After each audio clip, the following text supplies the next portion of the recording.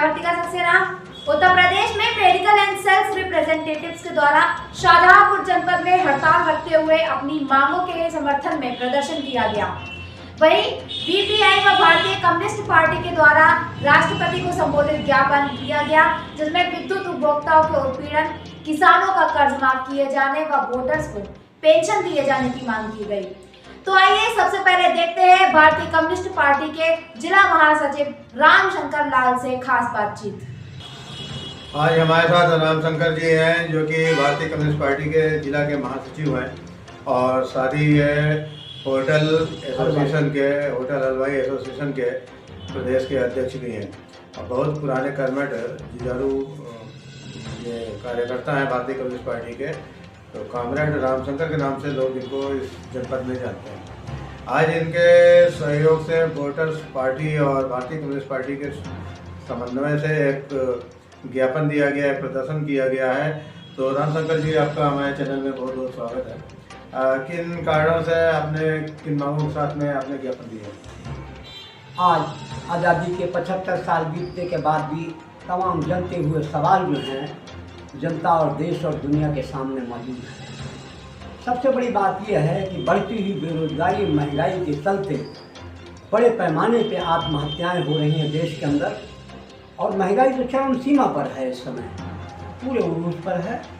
बेरोजगारी के चलते 40 करोड़ बेरोजगार नौजवान बेकारी की चक्की में देश में पिस रहा है। वो आए दिन आत्महत्याएँ कर रहा है, सुसाइड कर रहा है। पढ़े लिखे तमाम BA MA बच्चे, PhD किए हुए लोग सड़कों पे आज बेरोजगारी की चक्की में पिस रहे हैं। ये पहला सवाल है।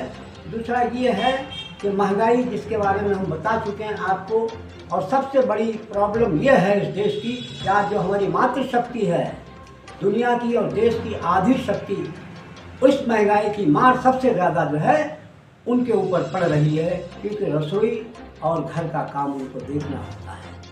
आपने जो ज्ञापन दिया है उसमें मुख्य बिंदु क्या मांगे क्या है? मांगे उसमें सामान्य बातें आपने कही है, महंगाई और ये, लेकिन ज्ञापन का क्या?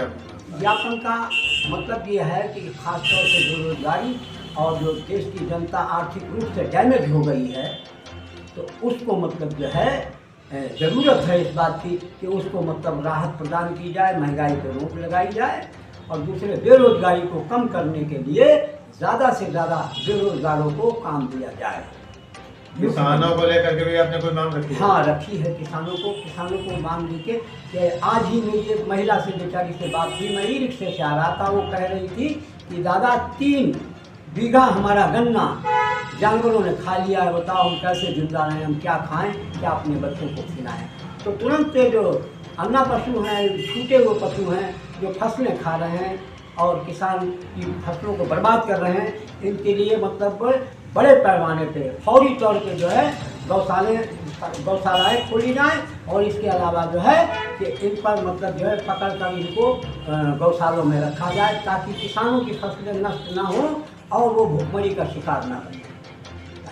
विद्युत उपभोक्ताओं के संदर्भ में भी आपने कुछ मांग रखी है, उसके विषय में बताएं क्या? उसके विषय में ये खास तौर से ये पूरे देश प्रदेश में हो रहा है, खासतौर से जिला शाहजहांपुर में 50-50 हज़ार रुपये के बिल उन गरीबों को भेजे जा रहे हैं जो सिर्फ एक पंखा और 2-4 बल्ब जलाते हैं, और उनको कर्ज माफ़ नहीं किया जा रहा है। बड़े बड़े उद्योगपतियों का, अरबपति खरबपतियों के कर्जे माफ़ किए जाते हैं, और जिनको कर्ज माफ़ी की ज़रूरत है उनका कर्ज माफ़ नहीं किया जाता है। कितनी बड़ी ये विडम्बना है। आज ज़रूरत है जो समाज के सबसे निचले पावदान पे खड़े हुए लोग हैं, उनको राहत प्रदान करने के लिए तमाम विद्युत उपभोक्ता जो कि गरीबी की रेखा में हैं, उनके जो है बिल माफ़ किए जाएँ, और अन्य प्रदेशों की तरह जो है विद्युत की दर कम की जाए। ये हमारी मुख्य। इसके अलावा और भी कोई मांग थी? हाँ, इसके अलावा मांग ये हमारी है कि ये जो कोरोना काल से लेके अब तक जो है जनता जो है आर्थिक रूप से डैमेज हो चुकी है, कि इसको जो है फौरी तरीके पर राहत प्रदान की जाए, और इसके लिए जो है पेट्रोलियम पदार्थ और गैस के मूल्य कम किए जाए। हमारे माननीय प्रधानमंत्री जी ने सिलेंडर तो करोड़ों बांट दिए हैं, मगर आज सिलेंडर 1100 रुपये का जो है भरवाना हर किसी के बूते की बात नहीं। वो सिलेंडर घरों में रखे हुए हैं, लोग इतनी आर्थिक रूप से डैमेज हो चुके हैं, टूट चुके हैं कि उनकी क्षमता नहीं जो सिलेंडर को। अगर आपकी मांगों पे निर्णय नहीं लिया गया या आपकी मांगे नहीं मानी गई तो आप क्या आगे आपके संगठन में क्या है? तो हम जनता का सहयोग लेकर बड़े पैमाने पर आंदोलन करेंगे, सड़कों पर उतरेंगे और हम सरकार के खिलाफ भी मूवमेंट करेंगे अगर हमारी मांगों को और जनहित की मांगों को ना माना गया।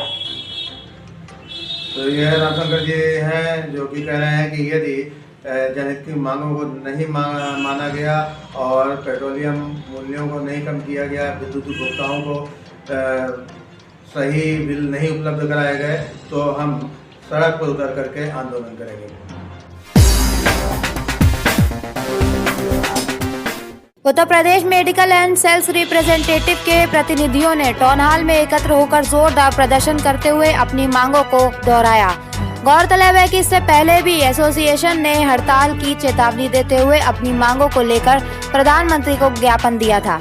आज दवा प्रतिनिधियों ने 8 सूत्रीय मांगों के समर्थन में टाउन हॉल में प्रदर्शन करते हुए दवा प्रतिनिधियों ने मांग की है कि सेल्स प्रमोशन एक्ट की रक्षा की जाए, दवा प्रतिनिधियों के लिए वैधानिक नियम बनाए जाएं, दवा प्रतिनिधियों को सरकारी अस्पताल में कार्य करने की अनुमति दी जाए तथा एमआर के अधिकारियों की सुरक्षा की जाए, दवा व चिकित्सकीय उपकरणों के दाम कम करते हुए जीएसटी हटाई जाए, डाटा प्राइवेसी की सुरक्षा की जाए, कार्य क्षेत्र में रुकावट की बाधा को दूर किया जाए। प्रदर्शन में प्रदेश महासचिव असित मिश्रा, अध्यक्ष मुरारी दीक्षित, सचिव विजय मिश्रा, विकास तिवारी, पुष्पा, जितेंद्र, सीएल तिवारी, आशीष दीक्षित, सोनू, हिमांशु, सुचित, अतुल, अनुराग, राहुल, मुकेश, अजय त्रिवेदी आदि कई दवा प्रतिनिधि उपस्थित रहे।